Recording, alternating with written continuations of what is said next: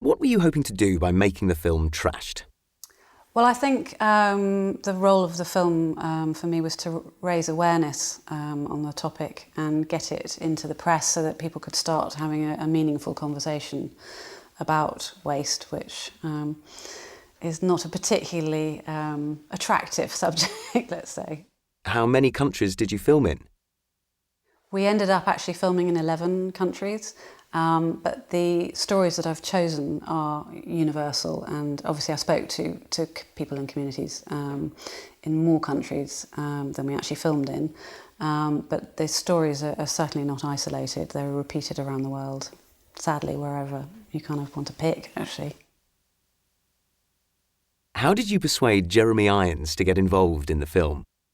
I had worked with Jeremy some years ago on a different film, and I was generally aware that he doesn't like waste either. He will, wear his jumpers until they're worn out. He'll keep his cars until they're falling apart. He'll repair everything. So he's always seen, the value in reusing things.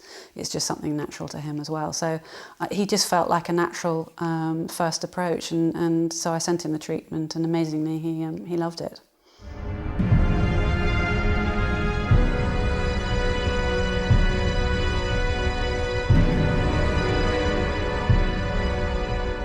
How did you get Vangelis to write the soundtrack? Well, Jeremy and Vangelis have been friends for years, so Jeremy sent him the rough cut of the film, and Vangelis absolutely loved it. He is also a committed environmentalist, so he's always been aware. He was aware because he'd worked with Cousteau, sort of various people, he was aware of issues for the seas and so on. But generally, again, he was very shocked by the film and really wanted to get involved. So, what research did you do before you started making the film?